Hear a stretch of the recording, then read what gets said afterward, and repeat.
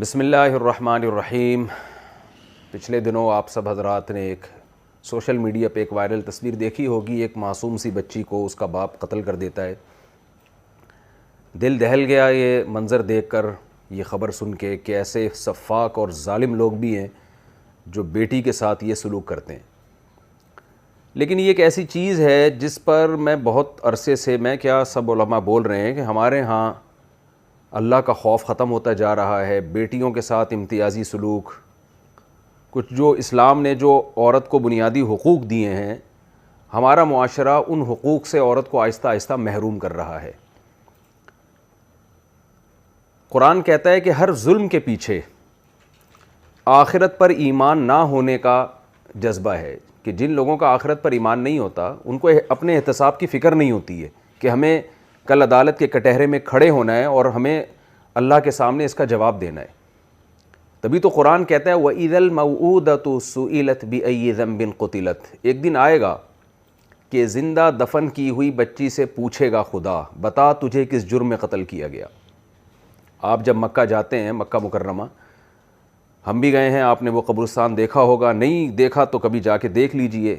وہ جگہ آج بھی سعودی حکومت نے نشان لگایا ہوا اس جگہ پہ، جہاں عرب لوگ اپنی معصوم بیٹیوں کو اپنے ہاتھ سے زندہ دفن کر دیا کرتے تھے۔ یتوارا من القوم من سوء ما بشر به، اور قرآن کہتا ہے جب بیٹی کی ولادت ہوتی ہے تو ان کے چہرے پر ظل وجہہ مسودا، سارا دن ذلت سے ان کا چہرہ سیاہ ہو جاتا ہے اور قوم سے چھپتا پھرتا ہے، اس لیے کہ لوگوں کو کیا بتائے گا کہ میرے ہاں بیٹی کی ولادت ہوئی ہے۔ تو یہ تو عرب کے جاہل تھے، جس جاہلیت کو اسلام نے ختم کیا، بیٹیوں کو سے محبت کرنے کا حکم دیا۔ لیکن آج کے بھی پڑھے لکھے جاہل ہیں جو یہ کچھ کر رہے ہیں، اور یہ تو بیٹی پیدا ہونے کے بعد آپ نے واقعہ دیکھا کہ اس کو قتل کر دیا، لیکن ماں کے پیٹ میں تو ایجوکیٹڈ فیملیاں ہیں جو بچیوں کو قتل کر رہی ہیں، اور یہ ریشو دنیا میں بڑھ رہا ہے کہ الٹرا ساؤنڈ مائیں کرواتی ہیں، لڑکا ہے تو پیدا ہونے دو، لڑکی ہے تو اس کو ماں کے پیٹ میں ہی قتل کر دیا جائے، اور بعض ملکوں میں تو کروڑوں کی تعداد میں یہ قتل ہو چکا ہے، اور ہمارے کنٹری میں بھی شروع ہو گیا یہ۔ ان بچیوں کا تو کوئی وکیل نہیں ہے، یہ تو پھر بھی ایک بیچاری کی تصویر وائرل ہو گئی، لوگ آنسو بہا رہے ہیں، لوگ اس کے باپ کو ملامت کر رہے ہیں، برا بلا کہہ رہے ہیں، لیکن جو بچیاں ماں کے پیٹ میں دفن کی جا رہی ہیں، ماں کے پیٹ میں ان کو قتل کیا جا رہا ہے، تو ان کا تو کوئی پوچھنے والا نہیں ہے۔ قیامت کے دن اللہ جیسے زندہ دفن کی ہوئی بچی سے پوچھے گا، کیونکہ کیس کون لڑتا، باپ دفن کر رہا ہے نا، باپ مار رہا ہے اس کو، کون کیس لڑے گا اس کے حق میں؟ اس لیے اللہ کہتا ہے میں غافل نہیں ہوں۔ وَلَا تَحْسَبَنَّ اللَّهَ غَافِلًا عَمَّا يَعْمَلُ الظَّالِمُونَ، اللہ کو غافل مت سمجھو اس عمل سے جو ظالم کر رہے ہیں، اللہ حساب لے گا پورا پورا۔ اس لیے قرآن کہتا ہے وَإِذَا الْمَوْءُودَةُ سُئِلَتْ، یہ جو بچیاں زندہ دفن ہوئی ہیں، میں ان کو قیامت کے دن عدالت کے کٹہرے میں لاؤں گا اور بتاؤں گا، بتا اپنے باپ سے پوچھ کے تو نے مجھے کیوں قتل کیا ہے۔ تو جو لوگ ان معصوم جانوں کے ساتھ ظلم کر رہے ہیں، ان کے حق تلفی کر رہے ہیں، عورت کمزور اللہ نے پیدا کی ہے، بسا اوقات وہ اپنے حقوق کی جنگ نہیں لڑ سکتی۔ ہمارے ہاں تو ظالم مرد کیا کرتے ہیں، میں نہیں کہہ رہا کہ سارے مرد ایک جیسے ہوتے ہیں، لیکن ظالم مرد اس کی کمزوری کا ناجائز فائدہ اٹھاتے ہیں۔ ہمارے نبی صلی اللہ علیہ وسلم نے بیٹے اور بیٹیوں میں فرق سے منع کیا ہے۔ آپ کسی بھی مفتی سے، عالم سے مسئلہ پوچھ لیں، مرنے کے بعد عورت کو وراثت آدھی دی گئی ہے، یہ درست ہے، لیکن اس میں بھی کیا حکمت ہے، اس پہ خرچے، اس پہ ذمہ داریاں بہت تھوڑی ڈالی گئی ہیں۔ مثال کے طور پر ایک بیٹے کو اگر 2 لاکھ روپے ملتے ہیں اور بیٹی کو 1 لاکھ روپے وراثت میں ملتا ہے، تو 2 لاکھ میں لڑکے پہ ذمہ داریاں اتنی ڈالی گئی ہیں، وہ 2 لاکھ سارے اس سے خرچ کرائے گئے ہیں، اور بیٹی پر کوئی خرچہ نہیں ڈالا گیا، اس کی اولاد کا خرچہ اس کے شوہر پہ، خود اس کا خرچہ اس کے ہسبینڈ پہ، اس کے شوہر پہ، تو اس کو 1 لاکھ روپے دے کے بھی بچایا گیا ہے، اور شوہر کو وراثت میں 2 لاکھ دے کے اس سے خرچ کروائے گئے، تو نتیجے کے لحاظ سے عورت کے پاس بچت زیادہ ہوتی ہے۔ اگر آپ اسلام کے حکام کی گہرائی میں جائیں گے تو اسلام نے ہر جگہ عورت کی رعایت کی ہے۔ تو میں یہ عرض کر رہا تھا کہ نبی صلی اللہ علیہ وسلم نے اپنے عمل سے ہمیں بتایا کہ آپ نے بیٹے اور بیٹی میں فرق نہیں کرنا۔ اس لیے تمام فقہا کا اتفاق ہے کہ آپ اپنی زندگی میں اگر وراثت ڈیوائیڈ کرنا چاہتے ہیں تو وہ گفٹ ہے، وہ وراثت نہیں ہے، تو اس میں آپ نے بیٹے اور بیٹیوں میں فرق نہیں کرنا۔ صبح شام ہمارے پاس لوگ آتے ہیں مسئلہ پوچھنے کے لیے کہ میں اپنی جائیداد ڈیوائیڈ کر رہا ہوں، میں بیٹے کو زیادہ دے رہا ہوں، بیٹی کو کم دے رہا ہوں، تو میں ان سے کہتا ہوں کہ آپ بتائیں کیا آپ کھانا کھلانے میں آپ نے کبھی یہ فرق کیا کہ بیٹے کو زیادہ روٹیاں کھلا رہے ہیں, بیٹیوں کو کم روٹیاں کھلا رہے ہیں؟ کیا عید بقرعید کے شاپنگ میں آپ نے کبھی فرق کیا کہ لڑکے کے لیے 2 جوڑے خرید رہے ہیں آپ عید پہ اور لڑکی کے لیے 1 خرید رہے ہیں؟ کہہ رہے ہیں نہیں ایسا تو نہیں کرتے. تو بھائی وہ بھی آپ کی اولاد ہے, تو آپ گفٹ دینے میں بھی آپ کو برابری کرنی پڑے گی, الا یہ کہ کوئی ترجیح کی وجہ ہو. وہ وجہ لڑکا یا لڑکی ہونا نہیں ہو سکتی, وہ وجہ ضرورت ہو سکتی ہے, خدمت ہو سکتی ہے. اس کے مسائل آپ علماء کرام سے پوچھ سکتے ہیں, لیکن نارملی آپ کو اولاد میں برابری کرنی پڑے گی. اس میں لڑکا اور لڑکی میں فرق کرنا یہ شریعت کی نظر میں ظلم ہے. رسول اللہ صلی اللہ علیہ وسلم کے ساتھ ایک معاملہ آیا کہ ایک صحابی آئے کہ میں اپنے 2 بچوں کو 2 میں سے 1 کو گفٹ دے رہا ہوں, دوسرے کو نہیں دے رہا, آپ اس پہ گواہ بن جائیں. آپ نے فرمایا میں ظلم پہ گواہ نہیں بنتا. تو اولاد چاہے لڑکا ہو یا لڑکی ہو, اس میں نبی صلی اللہ علیہ وسلم نے برابری کا حکم دیا ہے.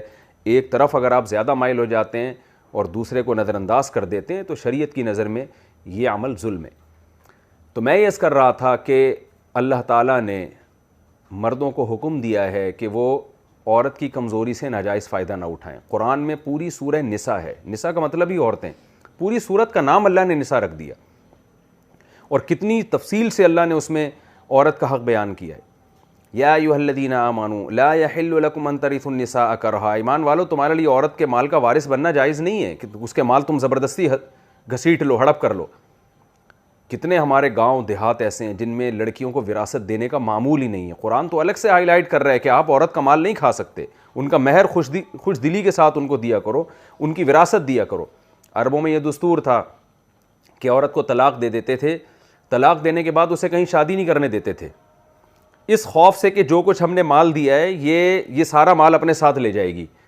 قرآن نے جگہ جگہ اس سے روکا, لا تعضلوہن ان ینکحن ازواجہن, تمہیں اجازت نہیں ہے کہ ان کو تم نکاح کرنے سے روکو. لتذہبوا ببعض ما آتیتموہن, تاکہ تم نے جو ان کو گفٹ دیے ہیں یا تمہاری طرف سے جو مال ان کو ملا ہے تم ان کو واپس لے لو. اس نیت سے تمہیں اجازت نہیں ہے کہ تم انہیں کہیں نکاح کرنے سے روکو. آج ہم صبح و شام دیکھ رہے ہیں کہ اپنا دیا ہوا مال تو لیتے ہی ہیں, جو وہ بیچاری اپنے باپ کے گھر سے جہیز لے کر آئی ہے, طلاق کے بعد اس جہیز پہ بھی قبضہ کر کے بیٹھ جاتے ہیں. عدالتوں میں صبح و شام کیس چل رہے ہوتے ہیں, لسٹیں پیش کی جا رہی ہوتی ہیں, کون سا مال اپنے گھر سے لائی تھی, کون سا شوہر نے دیا ہے. کس قدر جہالت کی بات ہے. آپ وہی اس جاہلیت کے ماحول میں رہ رہے ہیں, اسلام سے پہلے جو عربوں کا ایک رواج تھا. آپ تو ایک جو ہے نا کلمہ گو مسلمان ہیں, مسلم گھرانے میں آپ پیدا ہوئے ہیں, تو ان احکام کا آپ کو خیال کرنا پڑے گا. عرب میں یہ دستور تھا بیٹی کو زندہ دفن کرنے کا. نبی صلی اللہ علیہ وسلم نے بیٹیوں کو کیسی محبت دی, صحیح مسلم کی آپ حدیث دیکھ لیجئے.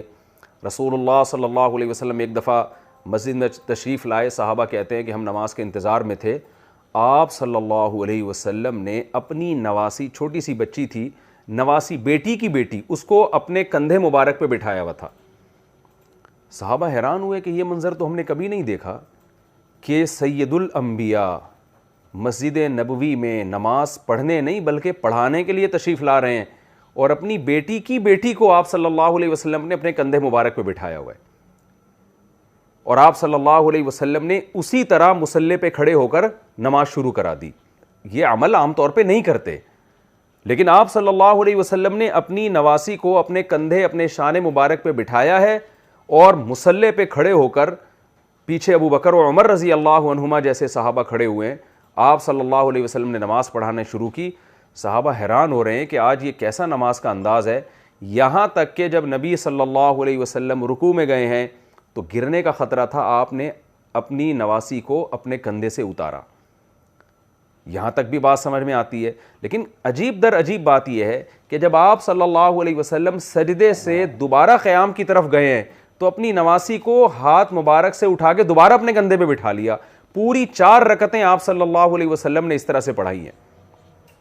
شارحین حیران ہیں, محدثین حیران ہیں کہ بھئی یہ عمل جو نبی نے زندگی میں کبھی نہیں کیا, تو اپنی نواسی کو اتنا پروٹوکول کیوں دیا آپ صلی اللہ علیہ وسلم نے.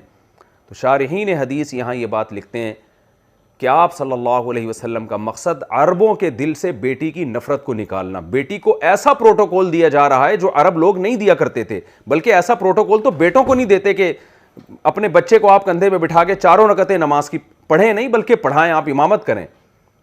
لیکن سید الانبیاء صلی اللہ علیہ وسلم نے اپنی بیٹی کی بیٹی, اپنی نواسی کو آپ صلی اللہ علیہ وسلم نے اتنا پروٹوکول دیا, اتنی عزت دی, تاکہ محدثین جب یہ حدیث بیان کریں تو مسلمان کا دل لرز جائے کہ تم بیٹی سے نفرت کر رہے ہو، ادھر سید الانبیاء جو تمام پیغمبروں کے سردار ہیں اور بعد از خدا بزرگ توئی قصہ مختصر کے مصداق ہیں، آپ صلی اللہ علیہ وسلم اپنی بیٹی کو اتنی عزت دے رہے ہیں کہ شان مبارک پہ جس سے زیادہ مقدس مقام کوئی ہو نہیں سکتا، مصلی رسول جس سے زیادہ مقدس مقام کوئی ہو نہیں سکتا، اور نماز جس سے بڑی مقدس عبادت کوئی ہو نہیں سکتی، اور ایسے مقتدی جس میں ابو بکر، عمر، عثمان و علی رضی اللہ عنہم جیسے مقدس لوگ مقتدی ہیں، اس سے خوبصورت محفل کوئی ہو نہیں سکتی۔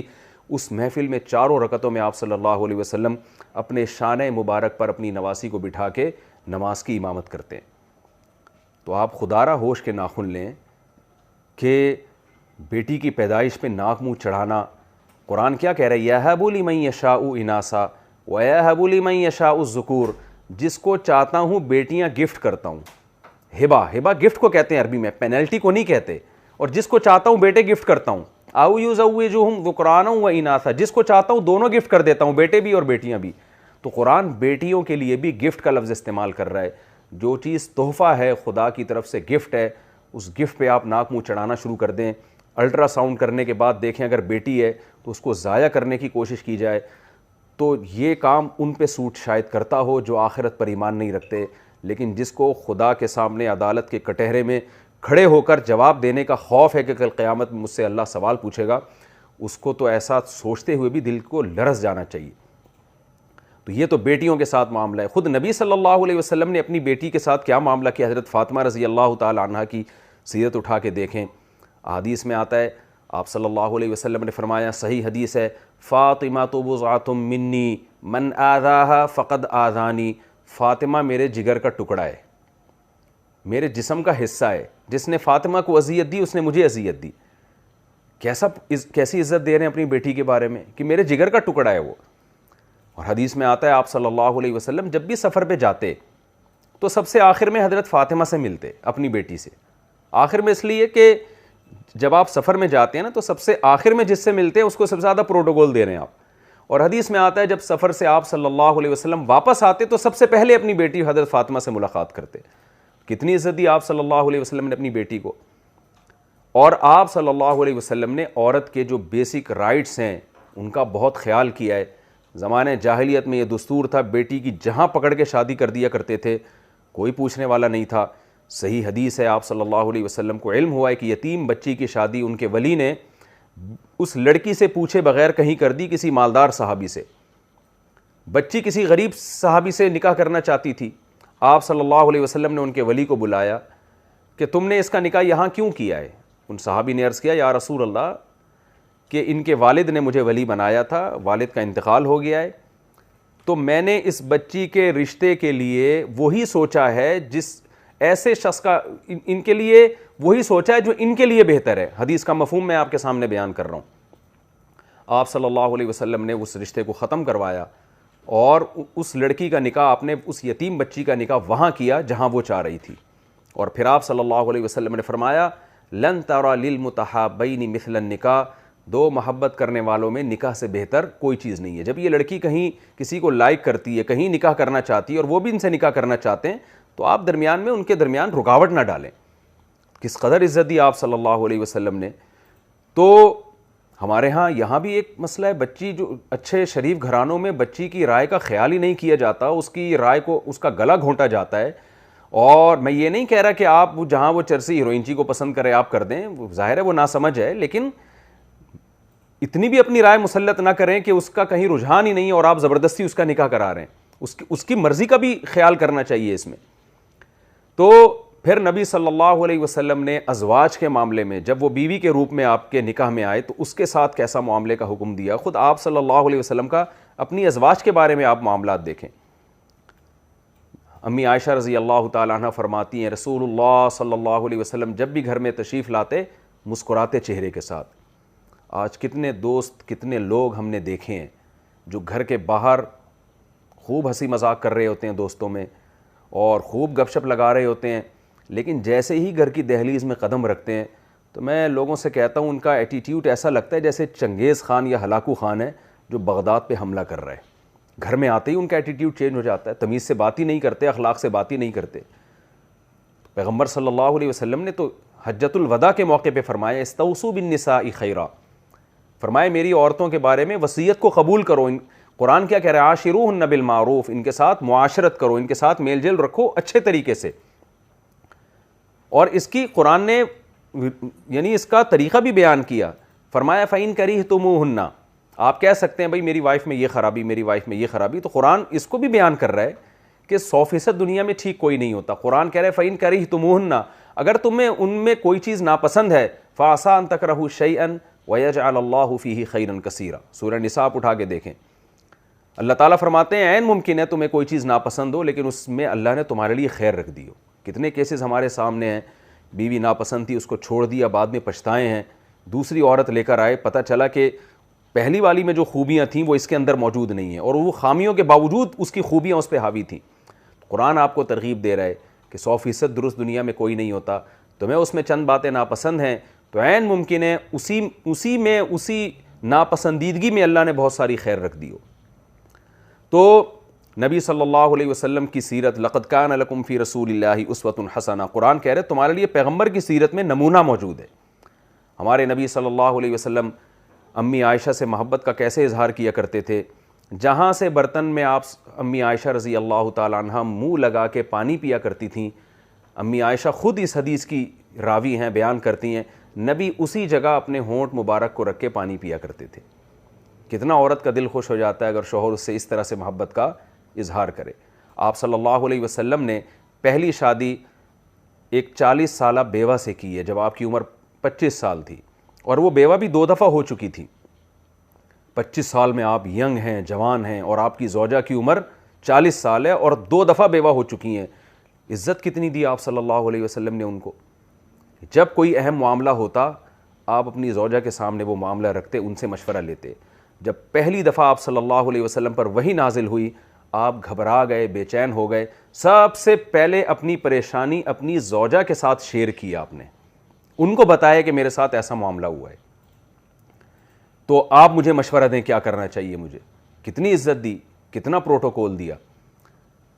باقی معاملات میں صلح حدیبیہ کے موقع پہ آپ صلی اللہ علیہ وسلم نے اپنی زوجہ سے مشورہ لیا کہ میں احرام سے نکل رہا ہوں لیکن لوگ احرام سے نکلنے کے لیے تیار نہیں ہیں، ان کو میں کہہ رہا ہوں. تو آپ کی زوجہ نے آپ کو مشورہ دیا کہ آپ لوگوں کو بتائیں نہیں، آپ سر منڈوا کے احرام سے نکل آئیں، جب لوگ یہ عمل دیکھیں گے تو خود احرام سے نکلنا شروع ہو جائیں گے. تو اسلام نے عورت کو ایک مقام دیا ہے، اس کو اس کا حق دیا ہے. نبی صلی اللہ علیہ وسلم نے فرمایا کہ جو خود کھاتے ہو وہ اپنی زوجہ کو کھلاؤ. تمام احادیث جو میں آپ کے سامنے بیان کر رہا ہوں سند کے لحاظ سے بالکل بے غبار ہیں. فرمایا آکلھا ما تاکل او کما قال صلی اللہ علیہ وسلم، اطعمھا ما تطعم، البسھا ما تلبس، اسے وہ پہناؤ جس معیار کا لباس آپ خود پہنتے ہو اسی معیار کا لباس اسے پہناؤ، جس معیار کا کھانا آپ کھاتے ہو اسی معیار کا کھانا آپ اس کو کھلاؤ. نبی صلی اللہ علیہ وسلم نے حضرت عائشہ رضی اللہ تعالی عنہ کے ساتھ دوڑ کا مقابلہ بھی کیا. صحیح حدیث ہے بخاری مسلم کی. امی عائشہ رضی اللہ تعالی عنہ بیان کرتی ہیں کہ جب میرا جسم ہلکا تھا، ایک غزوہ سے آپ صلی اللہ علیہ وسلم مجھے لے کے واپس آ رہے تھے، صحابہ کو آپ صلی اللہ علیہ وسلم نے آگے جانے کا حکم دیا، آپ اپنی زوجہ کے ساتھ پیچھے رہ گئے. آپ صلی اللہ علیہ وسلم نے مقابلہ کیا امی عائشہ کے ساتھ دوڑ میں. امی عائشہ فرماتی ہیں میں ہلکی پھلکی تھی، میں مقابلے میں آپ صلی اللہ علیہ وسلم سے آگے نکل گئی.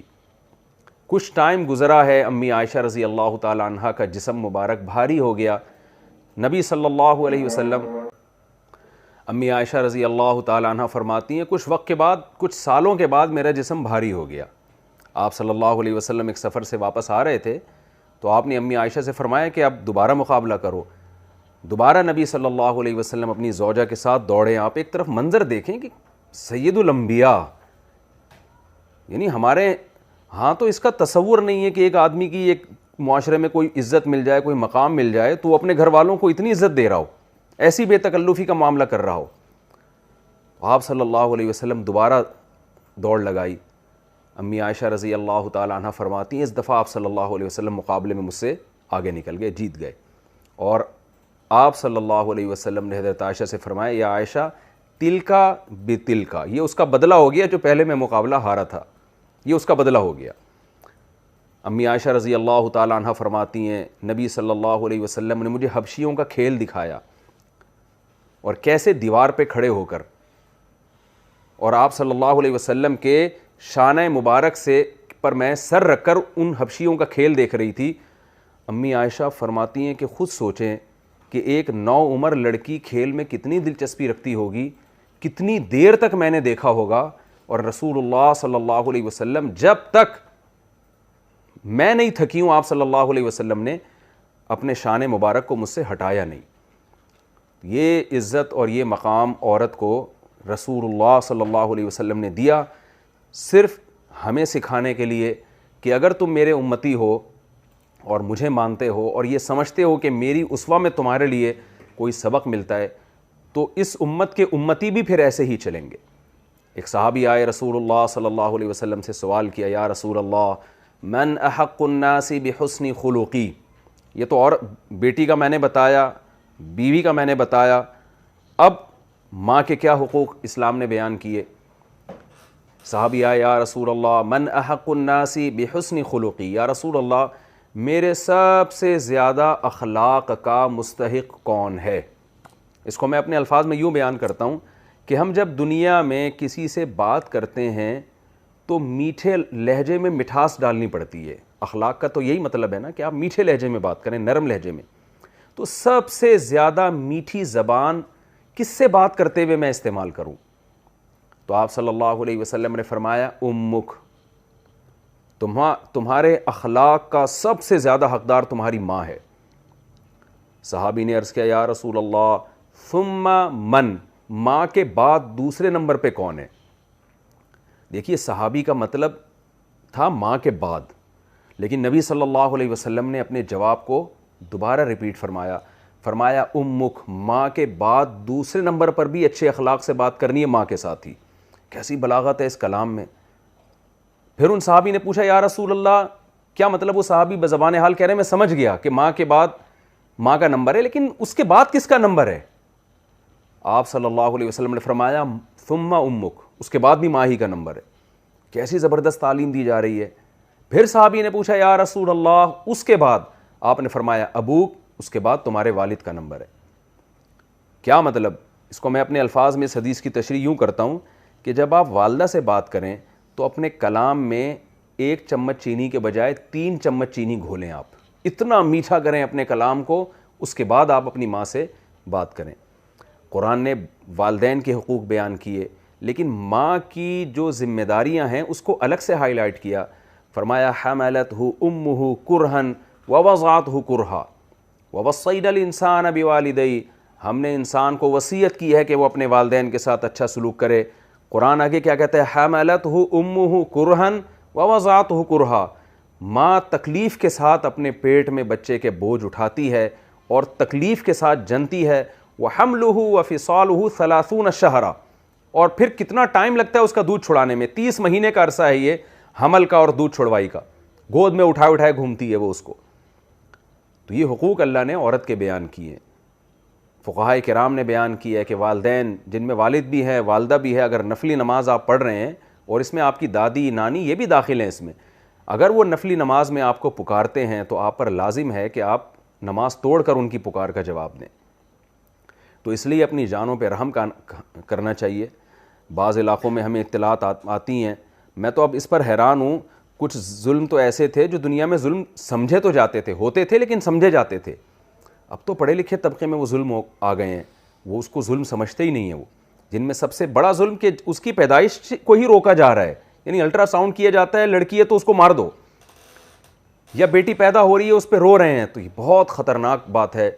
یہ اللہ کے غضب اور قہر کو دعوت دینے والی بات ہے کہ جس صنف کے اللہ نے اتنے فضائل بیان کیے اور جس کے اتنے حقوق بیان کر دیے، اس کے ساتھ یہ سلوک کرنا یہ اللہ کے غضب اور اس کے قہر کو دعوت دینے والی بات ہے۔